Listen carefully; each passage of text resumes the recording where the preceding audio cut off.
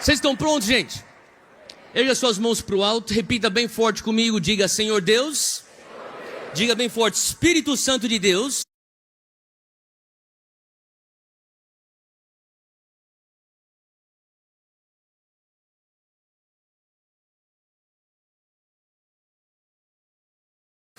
Hoje, ó Deus, me consola com teu abraço.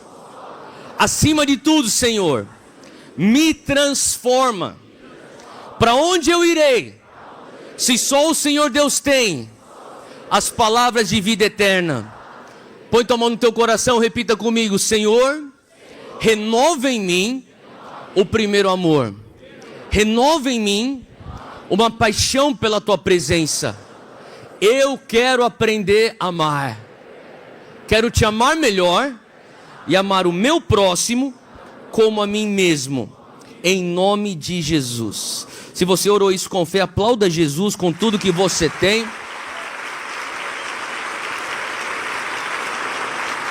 Glória a Deus. Você pode se assentar. Como eu já disse, é uma alegria poder estar aqui. E antes de sair para pegar o voo para vir para ministrar, eu tinha reunido a minha família, como a gente faz sempre que eu estou saindo, e a gente ora junto. E a Júnia falou assim: eu queria estar indo com você, mas não consigo, porque a gente tem uma prole lá em casa, que nem o pessoal fala. Então a gente falou assim: então a Júnia fica, mas ela mandou um beijo para todo mundo que está aqui. E a Júnia, que tem sido essa mulher do meu lado, apoiando. E a gente tem tantas histórias por conta dos nossos filhos. Quem aqui está com fé para casar esse ano de 24? Você está com fé?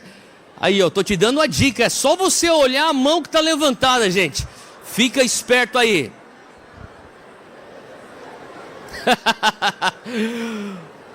Deixa eu falar um pouquinho da minha família para você, porque quem sabe isso aqui vai te inspirar um pouco. Isso aqui é a minha família. Eu vou pedir aqui para pôr a foto. E a minha família, para alguns, eles falam assim: isso aqui é muita gente.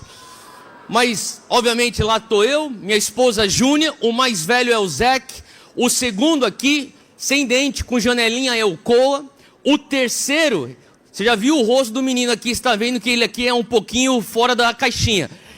Esse é o Beni, o número 3. E nós temos a princesinha, a Kayla, que a gente fala que acabou de nascer, mas na verdade já tem 1 ano e meio, mas foi uma grata surpresa de Deus para nós. E nós pensávamos que íamos ficar só com o trio ternura, só com os 3, mas Deus nos trouxe essa surpresa. E como você pode ver, alguns pensam: cara, é muita gente, é uma tribo que você tem em casa, Hayashi. Eu falo assim: bom, se você for para onde eu vou, lá na Jocum, que são os missionários, a média de filho lá é 6 a 7. Daí eu perguntei para um, falei assim: por que vocês têm tanto filho? Ele falou: os muçulmanos estão tendo, a gente também tem que ter. Falei: é uma boa razão. Bom, mas a gente decidiu que a gente não tem graça para 6 e nem para 7, a gente vai ficar só com 4. Mas mesmo com 4, lá em casa a gente tem que ter uma rotina. Então antigamente, antes de ter a Kayla, éramos só 3 meninos lá, e a gente então fazia uma rotina que a Júnia falava: ó, você tem que vir aqui me ajudar, você sai da igreja um pouco mais cedo, lá do escritório. Mas a gente chegou então numa rotina que era que eu dou o banho no final do dia, e daí eu preparo eles, nós vamos jantar, e depois do jantar nós vamos fazer o devocional juntos, e eu ponho eles na cama. Agora, para o jantar com 3, ou melhor, para o banho com 3 meninos, eu comecei a entender que a coisa mais fácil era organizar o banho. E sem perceber, o negócio ficou que nem fila de fabricação, sabe? Indústria. Então chega 18 horas, é a hora do banho. Então lá em casa as coisas são um pouco mais organizadas, até para dar conta por conta de filhos. Eu falo: vamos lá, 18 horas, pelado, todo mundo, tira a roupa. Vão os 3 meninos no banheiro, tudo pelado. Daí eu já ligo a água, espero ficar quente a água, morninha. Daí eu começo a falar assim: vamos lá agora, molhado. Passa um debaixo do chuveiro, eu falo: Zeca, sai daí. Coa entra debaixo do chuveiro, agora sai daí. Beni entra debaixo do chuveiro, beleza. Agora vem shampoo, daí eu já boto shampoo, já estou na porta do chuveiro.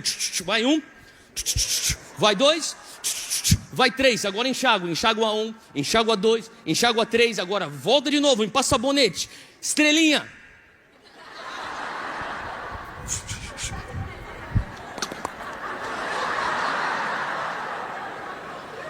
enxágua 1, enxágua 2, enxágua 3, daí seca, e agora vai lá e tem a roupa, já está na cama, vai lá e só põe a roupa, e daqui a pouco nós vamos lá no jantar. Essa é a nossa rotina. Então quando chegou aqui o terceiro, o Beni, ele, que nem eu disse, é um pouquinho fora da caixa. Normalmente os número 3 sempre são assim, não é isso? Põe aqui outra foto dele aqui, por favor. Você tem aqui a foto do Beni, olha aí o rosto dele. Você já vê que o cara é diferente. Agora, não só ele é diferente na personalidade dele, eu lembro que no primeiro ano dele, a gente levou uma vez ele ao pediatra, e o pediatra chegou e falou assim para mim: ô pai, ele tem uma condição de pele que resseca de uma maneira assim muito acelerada. Você vai ter que comprar esse remédio que eu vou te dar, junto com o hidratante, você vai passar nele todo final de banho. Falou, não é nada grave, só tem que cuidar disso. Falei, tudo bem, doutor. Então, adicionando a nossa rotina, tem a parte do hidratante. Só que o Beni tem muita cócega, então ele não gosta de hidratante, porque fica com muita cócega. Então ele já está começando a ficar esperto, ele tem 3 anos. Ele começou a entender que quando ele termina a secagem, é a hora do hidratante. Então o que ele faz? Ele sai correndo, e eu fico falando, Beni, volta aqui. E daí ele começa a correr pela casa, tudo pelado, tudo balangando, e eu vou correndo atrás tentando pegar ele. Teve um dia que eu falei assim, eu não vou deixar ele escapar. E eu estava indo para pegar o hidratante, quando ele já sacou, é a hora do hidratante. Pum, pela porta. Eu peguei o hidratante, instinto, eu não pensei. Eu só peguei o hidratante, um punhado de hidratante na mão, e eu fiz assim, ó. Fum! Plau! Na nuca, nas costas, todo lugar. O que ele fez? Continuou correndo. Pelado com hidratante, plau! Na nuca. E eu consegui correr atrás dele. Peguei ele, botei ele na cama e comecei a esfregar o hidratante. E daí o Espírito Santo falou comigo, é isso. Falei, é isso o que, Espírito Santo? É isso que eu quero fazer com você. Falei, Deus, mas não estou entendendo. Sabe o que eu fiquei pensando? E eu comecei, sabe, a ruminar esse negócio dentro do meu espírito, que eu senti Deus falando comigo, é isso que eu quero fazer com você. Eu fico pensando em momentos como esse final de semana. Por exemplo, eu e você, nós vamos estar expostos a verdades bíblicas constantes nos próximos 2 dias. Concorda comigo? Agora, uma coisa que eu descobri andando com o Senhor, que não é porque você tem a exposição à verdade, que existe a garantia da absorção da verdade. Sabe, o Beni poderia ficar correndo só com o hidratante nas costas, na nuca dele, mas não quer dizer que o hidratante iria entrar na sua pele. Porque não é só você receber, vai requerer de você um processo para fazer aquilo se tornar parte de quem você é. Por isso que tem crente que vem para a igreja, escuta a verdade, sai pela porta como se tivesse um hidratante espirrado nas costas, mas não está absorvendo a palavra, e a palavra não está tendo efeito. Faz sentido o que eu estou falando? Hoje eu estou dizendo isso e estou te trazendo essa história, porque eu vou ler alguns versículos aqui. Talvez para alguns são poucos, para outros sejam muitos, independente.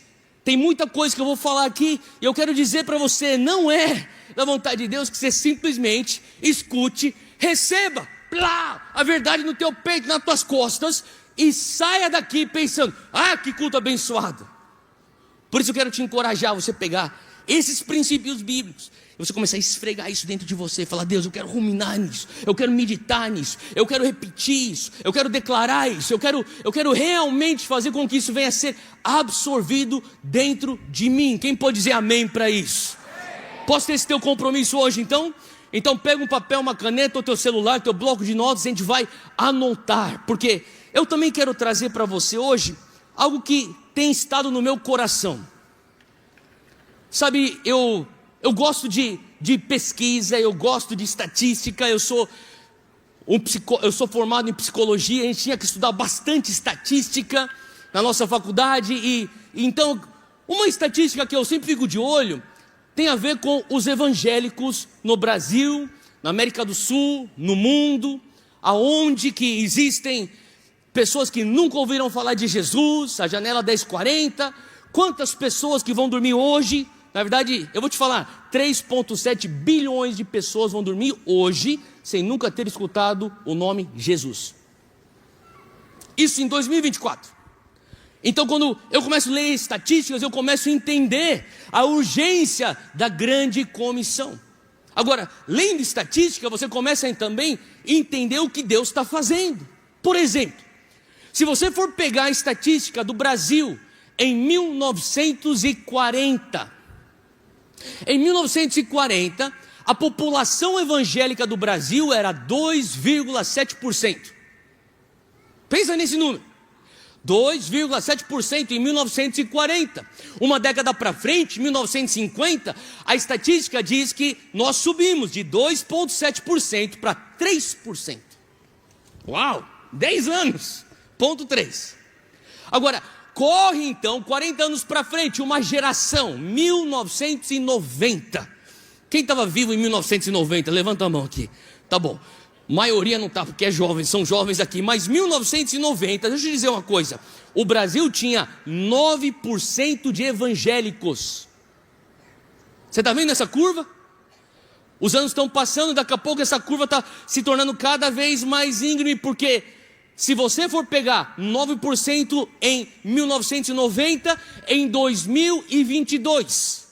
FGV, Fundação Getúlio Vargas, obviamente você sabe, não é uma instituição cristã, é uma instituição secular. FGV publicou um estudo em 2022 dizendo que o Brasil estava em 33% evangélico. Só que a coisa interessante desse estudo era que eles já faziam uma projeção para 2033, pela primeira vez na história do Brasil, evangélicos seriam a maioria com 51%.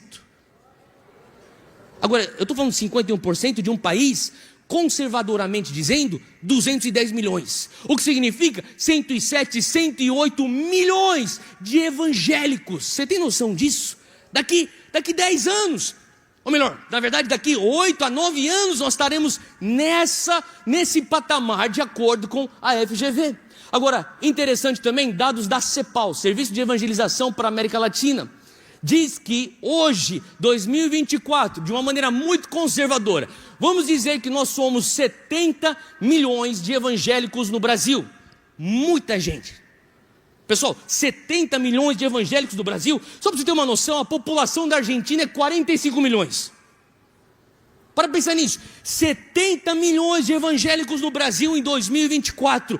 Só que olha só, dos 70 milhões de evangélicos hoje, 40 milhões, mais que a metade, 40 milhões, são evangélicos abaixo de 35 anos de idade. O que eu estou dizendo? Que a população da Espanha é a quantidade de jovens evangélicos brasileiros. É isso que eu estou dizendo. E com isso, eu vejo duas coisas: uma ameaça e uma oportunidade. Qual que seria a ameaça, Theo? A ameaça é que nós somos a geração que veremos o Brasil majoritariamente evangélico. Não a geração do teu avô, não a geração do teu bisavô, a tua geração. E alguns poderiam pensar: a minha geração e a geração dos meus filhos e dos meus netos. Não sei, é justamente que está aí a ameaça, porque eu e você, como diz o dito popular, estamos com a faca e o queijo na mão para fazermos uma diferença, porque existe uma janela de oportunidade sobre nós. A nossa geração, você que diz 40 anos para baixo, levanta a mão, você tem 40 anos para baixo, bem alto, levanta a mão, acena para mim e olha ao teu redor. A maioria esmagadora desse lugar. É a tua geração, a nossa, no nosso turno, que nós temos como nunca antes, na história do Brasil, a oportunidade de vermos o cumprimento de Mateus 28:19. Ide, fazei discípulo das nações. Para pensar nisso, essa é uma oportunidade, mas a ameaça é que se nós não fizermos, nós também estamos provendo todas as evidências para o fracasso do evangelho que nós vivemos. Porque você tem hoje uma molecada que nem os meus meninos, 8 anos, 7 anos, entendendo que toda vez que o papai vai para o porto para ir pregar o evangelho, eu pergunto, só para vocês entenderem, para não ser aquele filho de pastor revoltado: que o papai está fazendo? Papai vai viajar. Eu estou indo para passear? Não. O papai está indo para pregar a palavra de Deus. É o ministério do papai. Tá bom. Por que eu estou pregando a palavra de Deus? Porque o evangelho transforma. A gente faz isso toda vez. Então eles falam, não sei se eles estão entendendo, mas eles falam, porque o evangelho transforma. Mas um dia, quando meu filho tiver com 18 anos de idade, ele vai ter um raciocínio próprio. Ele vai conseguir fazer sua própria análise. Ele vai chegar e falar assim: pai, calma aí, estamos em 2034. O Brasil tem 53% de evangélicos. Por que a gente não conseguiu ainda erradicar certos males sociais? As injustiças, a pedofilia, a corrupção. Faz sentido o que eu estou falando? Por que as nossas famílias não são as mais saudáveis? Faz sentido o que eu estou falando? Essa é a ameaça. Por isso, hoje eu quero falar sobre o que nós estamos experimentando, que é uma janela de oportunidade. Eu quero falar hoje sobre o mover de Deus que você consegue traçar desde 1940 até antes, com a vinda dos missionários que trouxeram o evangelho ao Brasil, e você começa a ver então essa curva nos últimos 50 anos cada vez mais íngreme. Nós estamos experimentando o mover de Deus. Eu sei que muita gente está apontando para aquilo que o diabo está fazendo, mas deixa eu te dizer uma coisa: se o diabo está fazendo alguma coisa, Deus está fazendo muito mais. E você e eu precisamos olhar o que Deus está fazendo. Existe um mover de Deus. Quantos aqui querem participar do mover de Deus? Levanta a mão. Hoje eu quero falar como é que você e eu, nós podemos sustentar um mover de Deus. Você está pronto comigo? Eu quero trazer aqui 5 princípios bíblicos que a palavra nos ensina de como é que você sustenta um avivamento, como que você sustenta um despertar, como que você anfitria a presença de Deus, porque eu creio que está na nossa geração a oportunidade, galera, presta atenção, está na nossa geração a oportunidade de vermos um avivamento que pode culminar numa reforma. Nunca antes aconteceu isso na história do Brasil. Você vê uma nação que experimenta um avivamento, porque o avivamento sempre começa na igreja, e daí ele começa a espirrar, esparramar para dentro da sociedade através de você, que é um ministro de tempo integral. Independente de onde você está atuando. Faz sentido o que eu estou falando? Se eu e você queremos de fato sustentar e sermos bons anfitriões do mover de Deus, a primeira coisa que nós precisamos fazer é o que acontece lá em João capítulo 5. Agora eu não vou ler o texto de João 5 por conta do tempo, mas em João 5 você tem um milagre do tanque de Betesda. Quem lembra desse milagre do tanque de Betesda? Agora, o texto diz que no tanque de Betesda, os cegos, os surdos, os paralíticos, olha só o que o texto bíblico diz. Ele diz, os inválidos. Essas pessoas eram consideradas inválidas. Eles ficavam perto do tanque de Betesda, na borda, nas margens. Mas por que eles estavam lá? Eles estavam lá porque eles estavam esperando um agitar das águas. Porque acontecia um fenômeno sobrenatural de um anjo que ele agitava as águas, e se naquela janela de oportunidade do agitar das águas, o primeiro enfermo caísse dentro da água, ele sairia completamente curado. Se eu e você quisermos de fato sustentar o mover de Deus, se estiver anotando, anota isso aqui. Número 1, eu e você precisamos saber reconhecer o agitar das águas. O que significa isso? Significa que eu e você precisamos ter aquilo que esses inválidos tinham. Talvez eles não tinham audição, talvez eles não tivessem vista, talvez eles não tivessem movimento, mas o que eles tinham é algo que muitos que têm todas as faculdades plenas físicas carecem: discernimento. Eles tinham olhos espirituais para enxergar o que estava acontecendo no âmbito que estava além daquilo que era físico. Eles estavam entendendo, tem um anjo, daqui a pouco o anjo desce, ele vai agitar as águas, se a gente pular, nós precisamos reconhecer o momento da ignição. Por que isso? Porque todo mover de Deus tem um momento de gatilho.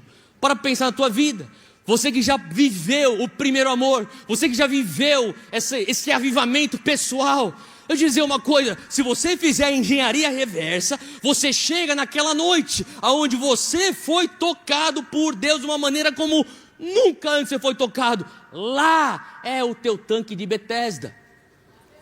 Talvez foi uma vigília, talvez foi o Connect Global Conference do ano passado, retrasado, seja o que for, foi um culto, foi um retiro, eu não sei, mas talvez você sozinho no teu quarto, orando no teu cantinho, lendo a palavra e pum, a presença de Deus vem, acende teu coração, você tem um momento de ignição, porque todo mover de Deus tem um ponto de partida, são janelas de Kairos, e quando Deus abre essas janelas de Kairos, fala comigo, Kairos, sabe, a palavra Kairos significa tempo no grego, mas não é só qualquer tempo, é uma oportunidade, é uma janela de oportunidade soberana de Deus.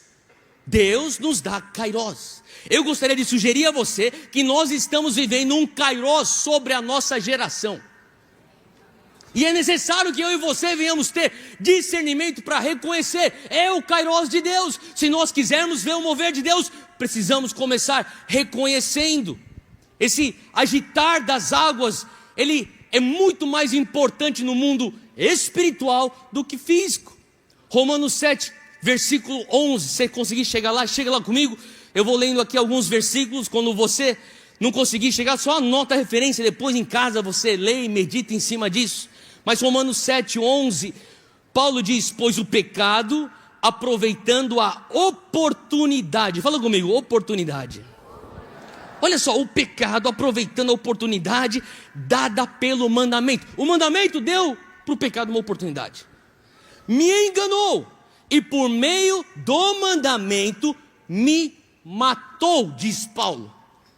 Gente, se você acha que não é tão importante reconhecer as águas, deixa eu te dizer uma coisa, o agitar das águas, deixa eu te dizer uma coisa, o diabo, ele entende o poder de oportunidades. Sabe o que Paulo está dizendo aqui?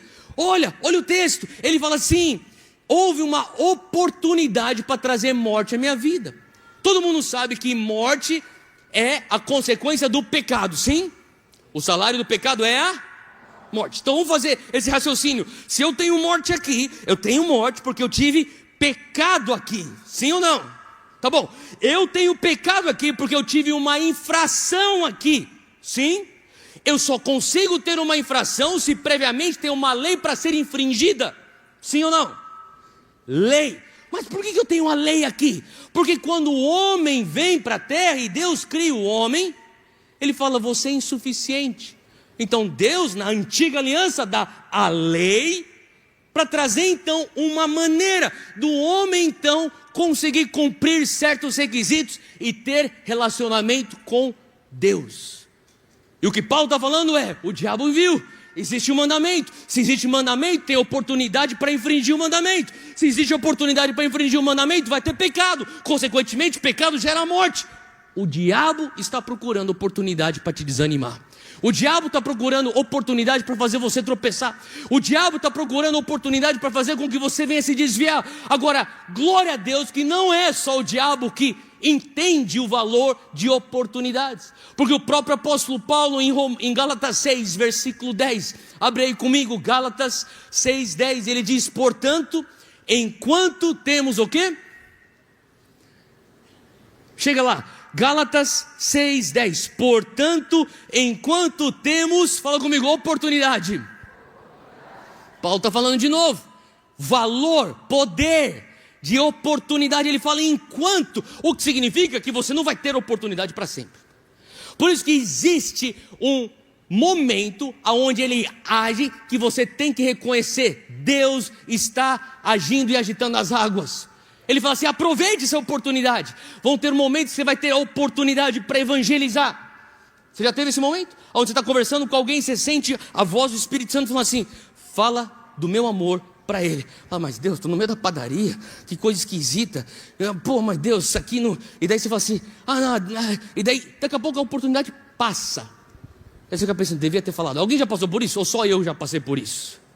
Você teve uma oportunidade, você tem uma oportunidade para curar o enfermo, você tem a oportunidade de pedir perdão, reconciliar um relacionamento, você tem a oportunidade de levar libertação para alguém que está opresso. Ele diz, enquanto nós temos oportunidade, façamos o bem a todos, especialmente aos da família da fé. Ele diz aqui, tenham, Efésios 5,16. Efésios 5,16 diz, tenham cuidado com a maneira como vocês vivem. Achou aí? Efésios 5, 15 e 16. Tenham cuidado com a maneira como vocês vivem, que não sejam como insensatos. Fala comigo, sensatez. Ele diz, mas como sábios. Fala comigo, sabedoria. Quantos querem viver de uma maneira sensata e sábia?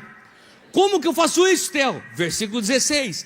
Aproveitando ao máximo cada oportunidade, porque os dias são maus.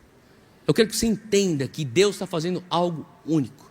Que você ore e fala assim, Deus, eu não sei quando vem o próximo mover, contanto que eu não esteja de fora, me põe envolvido de alguma maneira. Eu não quero perder essa oportunidade. Existe uma janela sobre nossa geração, existe uma janela sobre a nossa nação. Eu sei que eu fico repetindo isso para tudo quanto lugar que eu vou, mas pela graça de Deus eu tenho tido a oportunidade de ministrar a palavra, o evangelho em mais de 50 nações. Eu estava 3 semanas atrás voltando da Indonésia.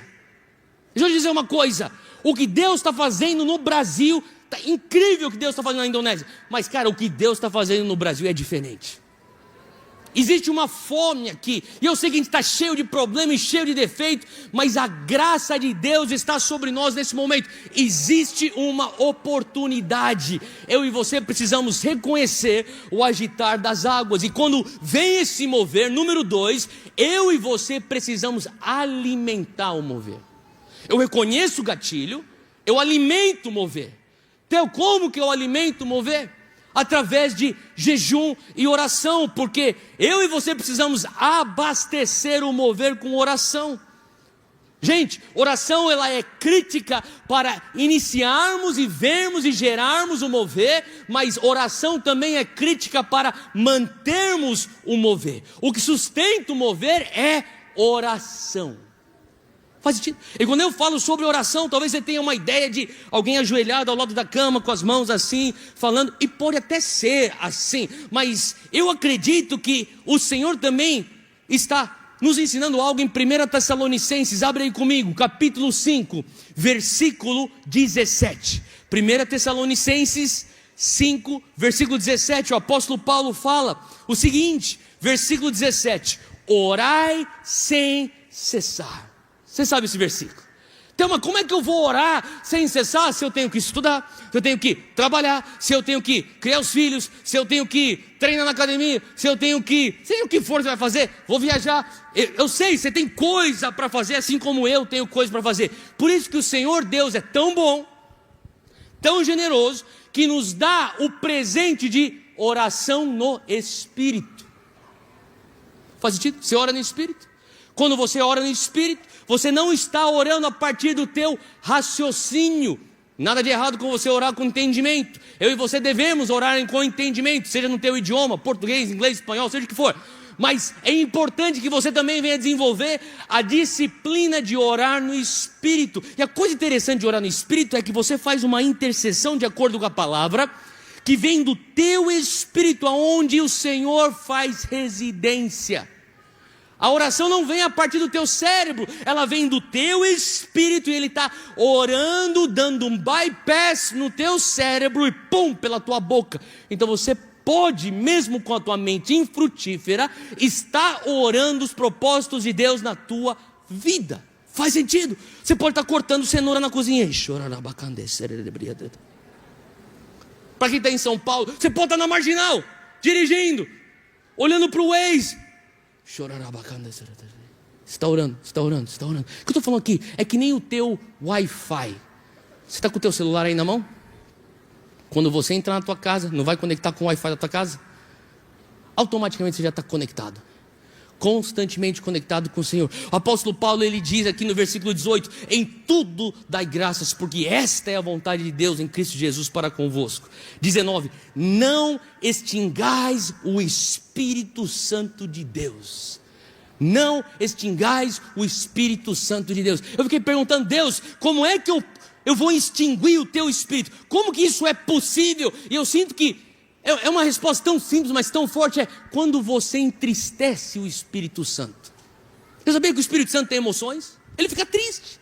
Quando certas coisas acontecem, ele fala assim, olha isso aqui, eu estou triste. E ele, não estou falando que você vai perder a tua salvação, mas a presença manifesta que você sentia, ele dá uns 2, 3 passos para trás.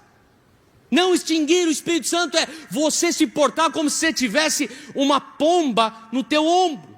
Imagina isso, o Espírito Santo que é uma pomba e você tem uma pomba aqui. Como que você anda?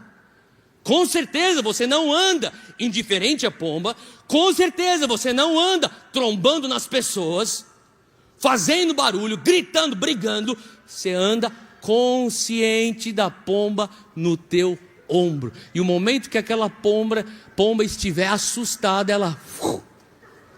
Faz sentido o que eu estou falando? Aconteceu um negócio comigo, que às vezes eu tenho até vergonha de falar, mas acho que vai te ajudar. 4, 5 semanas atrás.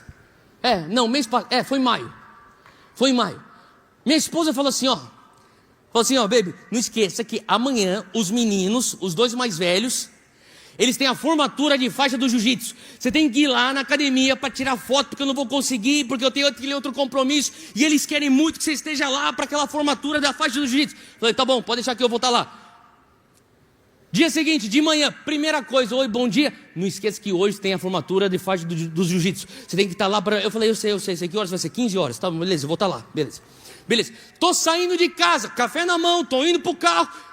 Não esqueça que amanhã, que hoje, 15 horas, você tem o negócio lá dos meninos. Eu já sei. Fui pro escritório da igreja. Tô lá no escritório da igreja, ela me liga, antes do almoço. Não se esquece, 15 horas você tem um negócio. Falei, Júnior, você pensa que eu sou burro? É óbvio que eu não vou esquecer. Deu 1 hora depois, ela me manda um WhatsApp. Não se esqueça, aqui está o endereço. Eu falei, eu não vou nem responder. Entrei numa reunião. O que aconteceu? Quando eu me dei conta, eu falei, caramba! Eu catei na hora, peguei no meu celular, botei no Waze, botei o endereço e falei, consigo chegar. Eu vou chegar 15 minutos atrasado. Eu cheguei e falei, pessoal, desculpa, eu tenho que ir embora, senão eu vou levar uma bronca. Peguei minhas coisas, entrei no carro, comecei a botar no Waze, eu comecei a ver, eu comecei costurando, saindo do bairro onde a gente está. Daí eu comecei a baixar 1 minuto, 2 minutos, 3 minutos. Quando eu cheguei na Marginal, para quem conhece São Paulo, a Marginal que cruza a cidade inteira, eu tô chegando na Marginal como se fosse uma pista expressa. Eu tô chegando lá e eu tenho ainda mais 12 minutos para tirar. O que eu fiz? Falei, eu vou tentar. Comecei a acelerar, comecei a baixar em 1 minuto. Mais outro minuto, agora só tem mais 10 minutos para tirar. 8 minutos agora. E daí eu olho para minha faixa da direita, não tem ninguém. Tem um carro que está devagar aqui na pista da esquerda. Eu taco a seta e eu faço assim, para ultrapassar. E nessa que eu ultrapasso... Alguém já dirigiu na Marginal lá em São Paulo? Você sabe o que eu estou falando? Tá bom. Você tem um negócio lá em São Paulo que são os motoboys. Sabe o que eu estou falando? Motoqueiro? E motoqueiro, quando ele quer te desaprovar... Tipo que nem teu pai fazia quando você era menino, ou tua mãe fazia. Ele passa do teu lado e ele faz assim,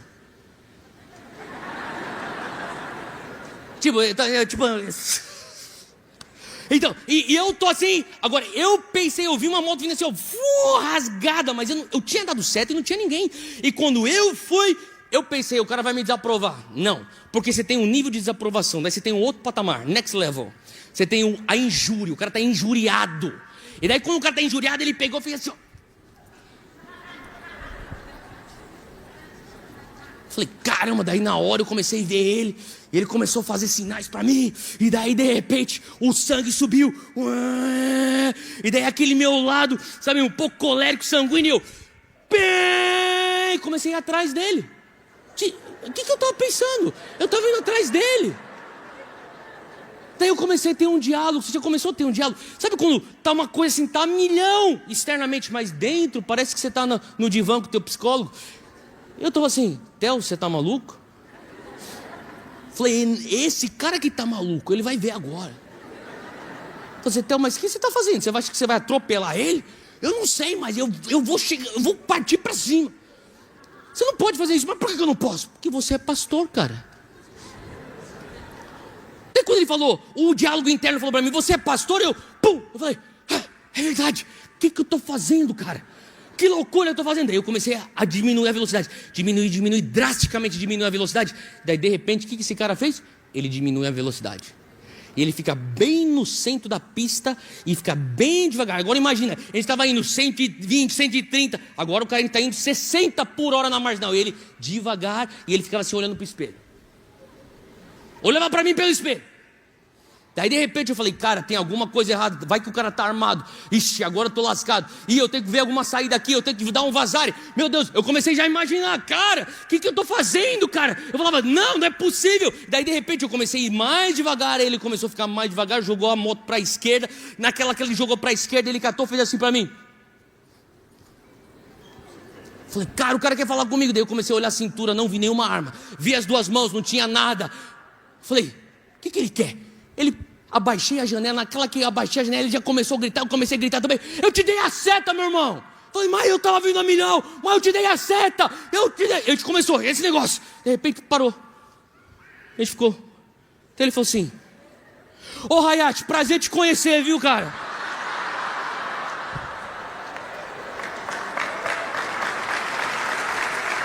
História verdadeira.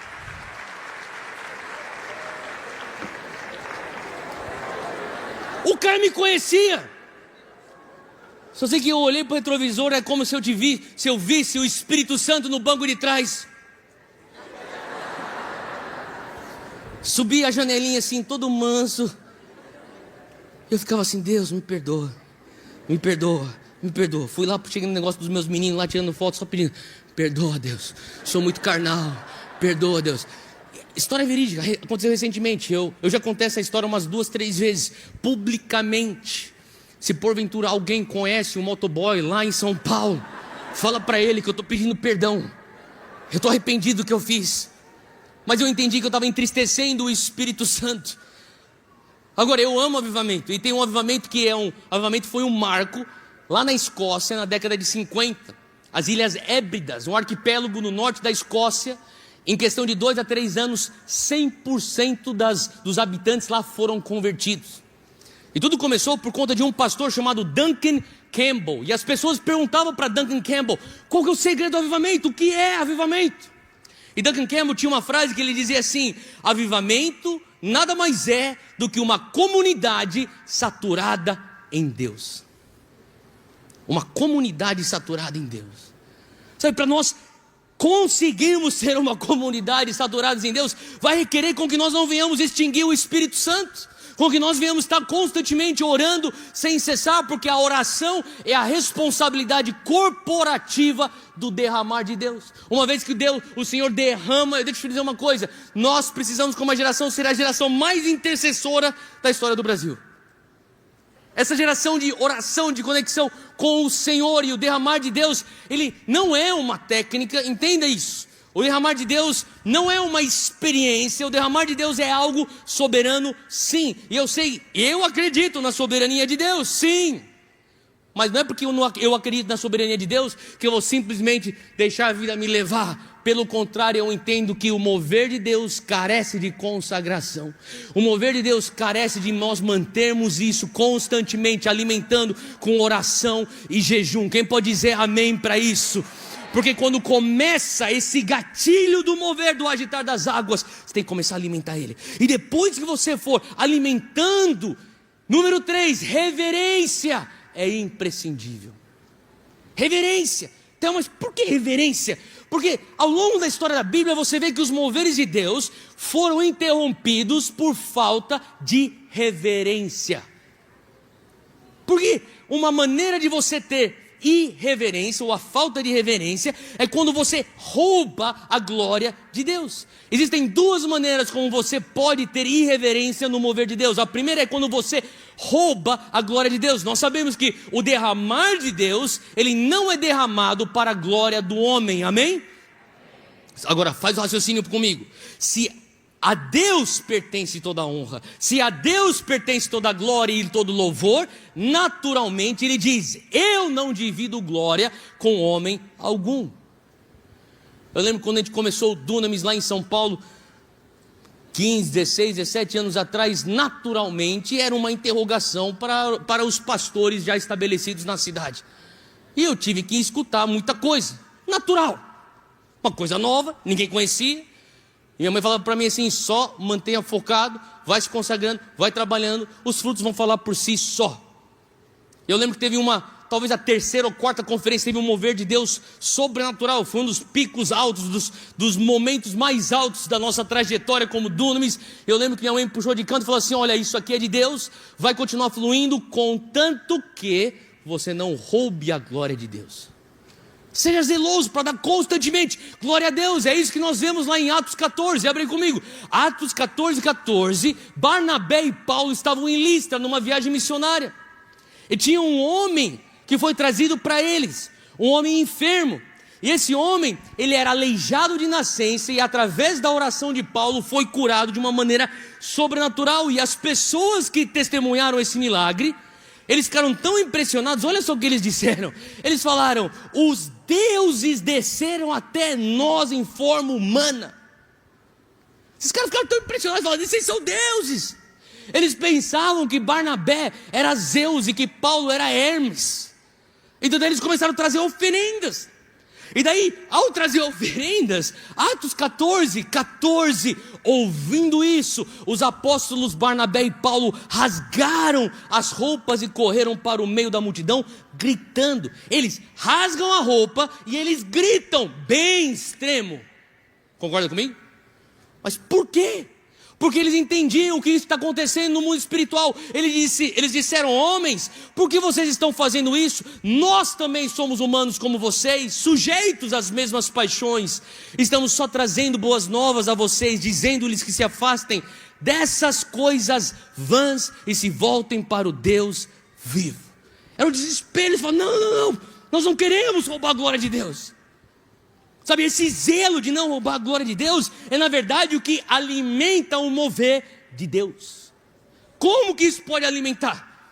Se você for imaginar um garoto jogando bola com o pai, jogando com a mão, está conseguindo imaginar? Tem uma bola, o pai joga para o filho. O pai vai jogar e vai lançar ao filho uma intervenção sobrenatural. Quantos aqui querem experimentar o milagre de Deus na tua vida? Você tá bom. Então o pai pega a bola, ele joga para o filho. Se o filho pegar a bola, pum, da intervenção sobrenatural e sair andando, acabou a brincadeira. Sim ou não? Acabou a brincadeira. Agora, se o filho pegar a bola e falar assim: uau, que intervenção divina! Pai, tá pronto? Receba aí toda a glória. Desse lado aqui o pai, pá, meu filho quer jogo. Daí o que ele fala? Filho, mais longe. Daí ele fala: pega agora essa intervenção maior ainda. Daí esse lado o filho fala: uau. Ele pega: uau, pai, receba toda a glória. E assim você vai alimentando, vai e volta. O momento que você pegar a bola e sair, acabou. A irreverência, ela vem no formato de roubar a glória de Deus. Mas não só isso. Segunda maneira, quando você é leviano com a glória de Deus. Geração millennial, geração Z, evangélica brasileira, não se acostume com isso. Não se acostume com os cultos, as reuniões, os ajuntamentos onde a glória de Deus vem. Daqui a pouco aquilo que outras gerações jejuavam, choravam, clamavam para experimentar, você está resumindo como: pô, o culto foi maneiro. Leviano. Sabe o que eu fico pensando? Eu fico pensando em 2 Samuel 6, abre lá comigo. 2 Samuel 6, versículo 6. O que está acontecendo aqui é, Davi, ele chega ao trono. E quando Davi chega ao trono, a primeira coisa que ele faz, ele diz: aonde é que está a arca de Deus? Nós precisamos restaurar o lugar para a arca de Deus. Nós precisamos trazer a arca para Jerusalém. Mas aonde é que estava a arca? Estava na casa de Abinadab. Então no versículo 6, eles fizeram então todo um trajeto, no capítulo 6, de uma logística para levar a arca para Jerusalém. E no versículo 6 diz que quando eles chegaram à eira ou à esquina de Nacon, Uzá esticou o braço, segurou a arca de Deus, porque os bois haviam tropeçado, e a ira do Senhor se acendeu contra Uzá por seu ato de fala comigo, irreverência. Estou lendo o versículo 7. Por isso, pela irreverência, Deus o feriu pela irreverência. E ali mesmo ele morreu. Tem um texto que diz, uma versão que diz ele foi fulminado. Ele foi fulminado ao lado da arca de Deus. Uau, Deus, mas isso aqui é um pouco extremo. O cara estava só querendo ajudar. Ele tinha boas intenções. Quantos aqui entendem que você pode ser irreverente mesmo com boas intenções? E aqui você pensaria, Deus, mas ele estava só querendo segurar. Mas uma outra maneira de ver é Uzá. Quem era Uzá? Uzá era filho de Abinadab. Uzá era o cara que cresceu com a arca na sua sala. E talvez quando Abinadab recebeu a arca, o primeiro dia ele reúne a família e fala assim: galera, seguinte, ninguém toca nessa arca. Se vocês tocarem, meninos, se vocês tocarem, vocês vão morrer. O que vai acontecer? A gente vai morrer. Não toquem nessa arca. Só que depois de 20 anos, você acorda, você tem que ir para o banheiro de manhã, você atravessa a sala e você vê a arca. Depois de 20 anos, você volta da escola, vai pegar o almoço, vai assistir o futebol e vai começar a comer o teu almoço do lado da arca. Final do dia, você vai estar lá jogando PlayStation com teus amigos, do lado tem a arca. Faz sentido? Em algum momento você começa a acostumar com a arca. E aquilo que era a presença do Deus Jeová se tornou uma caixa. E aqui então ele toca e Deus fala: chega, acabou. A irreverência. Quantos querem continuar experimentando o mover de Deus na nossa geração? Tem algo sobre reverência que o Senhor quer restaurar nos nossos corações. Tem algo sobre devolver a glória a Ele que o Senhor quer restaurar nos nossos corações. Quem pode dizer amém para isso?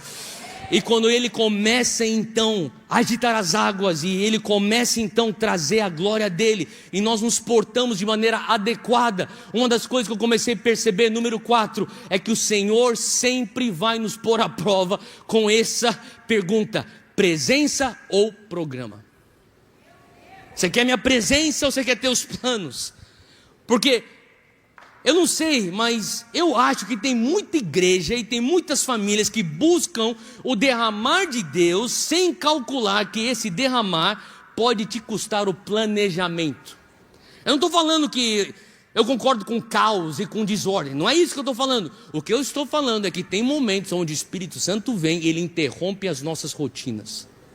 O que eu estou falando é que sim, um derramar de Deus, presta atenção, se quiser anota o que eu vou falar agora. Um derramar de Deus é sempre poderoso, mas um derramar de Deus nem sempre é conveniente.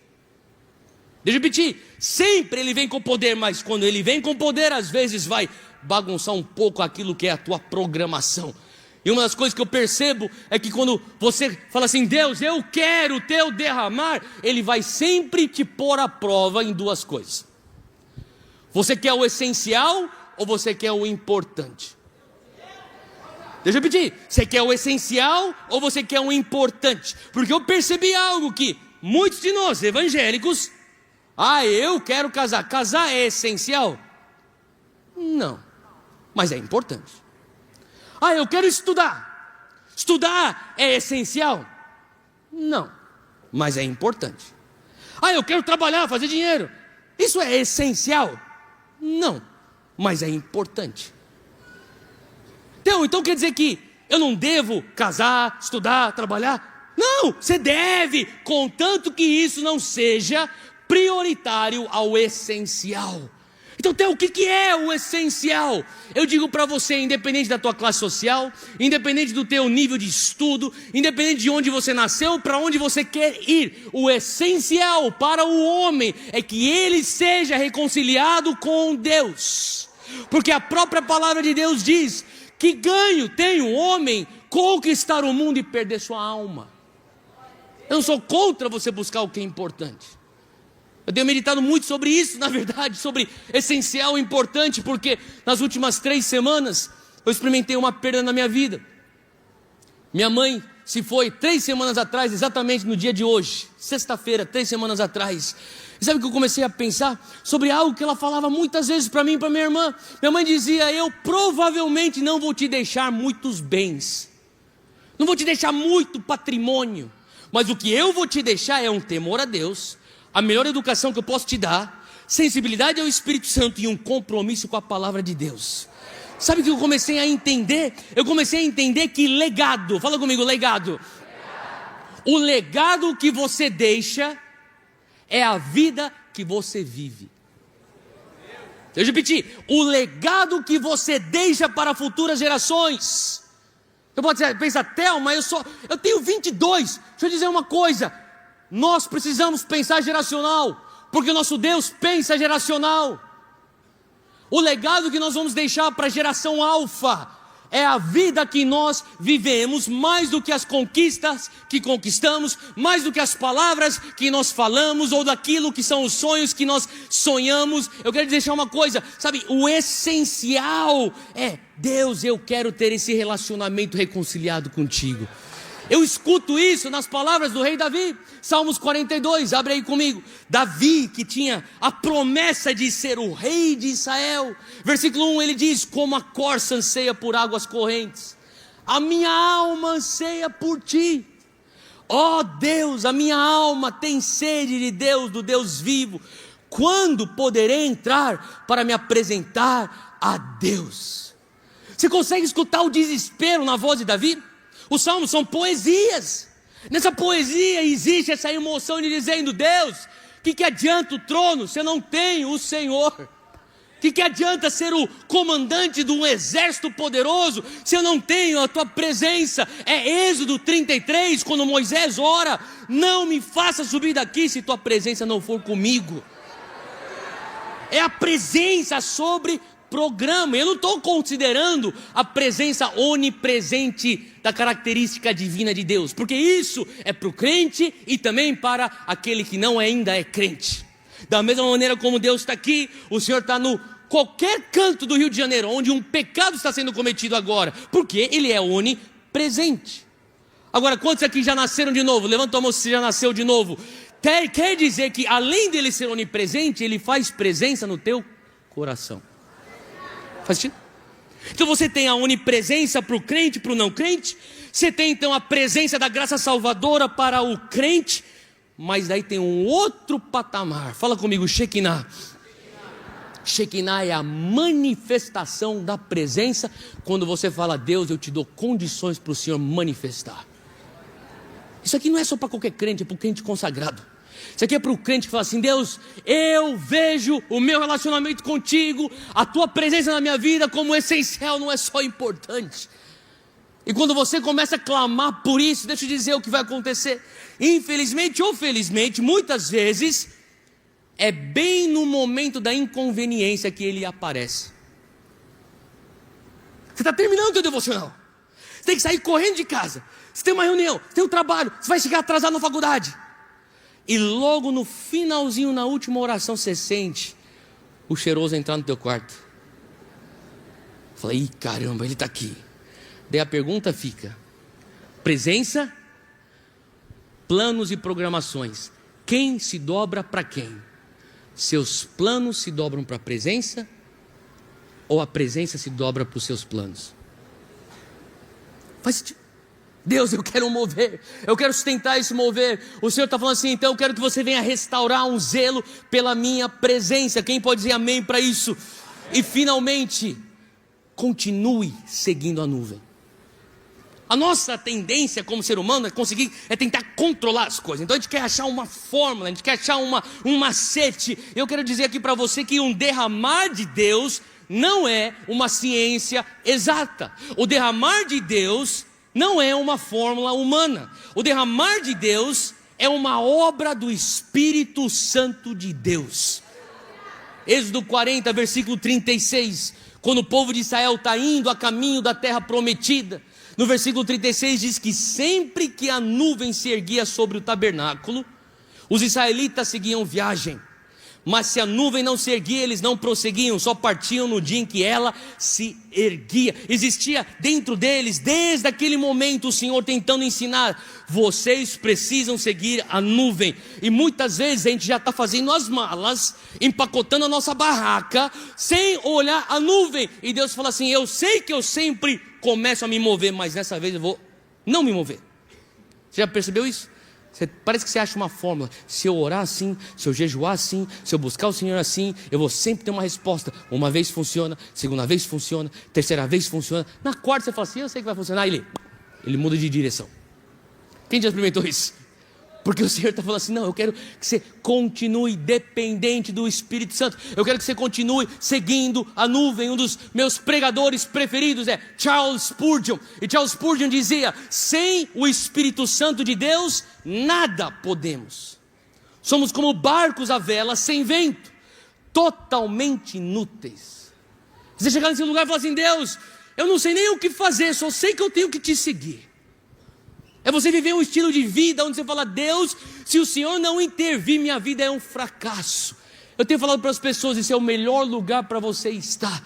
Deus, eu quero dar tanto passo de fé, que se o Senhor não intervir, a minha vida é um fracasso. E daí, consequentemente, eu estou na tua dependência. Porque se eu não estiver na tua dependência, eu me tornarei autossuficiente. E eu não confio no teu Hayashi até o ponto.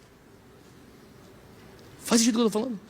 O Senhor está querendo trazer e resgatar, sabe, essa mordomia ao mover de Deus. Eu quero que você entenda, geração Z, millennial, evangélico, hoje aqui na Connect Global Conference, que existe uma oportunidade. Você fala assim, Deus, eu quero viver esse mover do Espírito Santo, eu quero sustentar esse mover do Espírito Santo. Fica de pé onde você está, eu quero terminar orando com você, eu quero orar por você, eu quero clamar e pedir que o Senhor venha restaurar em nós um fogo no nosso coração. Quantos estão famintos por isso? Eu creio que hoje à noite é uma noite onde o Senhor vai restaurar o primeiro amor. Eu creio que hoje à noite é uma noite onde o Senhor vai restaurar o zelo pela presença. Eu creio que o Senhor vai alimentar mais e mais a fome por um avivamento. Eu quero que você entenda a urgência. E eu oro para que o Espírito Santo venha pôr a urgência no teu coração. Que nós temos a oportunidade como geração de vermos uma nação discipulada, se simplesmente aprendermos a sustentar o mover de Deus. Erga suas mãos onde você está. Aonde você estiver agora com suas próprias palavras, comece a se pôr à disposição do Senhor. Fala assim, Deus, eis-me aqui. Eu abro, Senhor Deus, mão das minhas ideias, dos meus desejos, eu me submeto à tua vontade. Hoje à noite, Senhor Deus, renova em mim uma paixão por ti. Será que você consegue orar isso? Aonde você está, abre tua boca, começa você com as suas próprias palavras. Expressa a Ele a tua dependência. Expressa a Ele o teu desespero santo por Ele. Pai, eis-nos aqui, eu peço que o Senhor venha renovar o fogo em nossos corações. Eu peço que o Senhor venha renovar uma paixão em nossos corações. Nessa noite, Senhor Deus, desde lá de cima até aqui à frente, Espírito Santo, venha soprar aqui no nosso meio. Acende a chama nos nossos corações. Vamos lá, 30 segundos. Será que você consegue clamar aonde você estiver? 30 segundos, abre tua boca. Se você não sabe nem o que orar, e ora em línguas, ora em línguas. Mas faz alguma coisa. Levanta o clamor. Eis-nos aqui, Senhor. Eis-nos aqui, Senhor Deus. Toca-nos hoje à noite, Pai. Pai, eu peço que o Senhor venha estar liberando visões, sonhos teus. Os teus sonhos são maiores que os nossos sonhos. Os teus pensamentos são mais altos que os nossos. Pai, os teus planos são mais altos que os nossos planos. Hoje nós nos submetemos a Ti. Acende o fogo em nossos corações. Acende o fogo. Ó Deus, no altar de nosso espírito agora nós queremos alimentar esse fogo. Mais. Aumenta aí o volume da tua voz. Mais. Clame a Ele.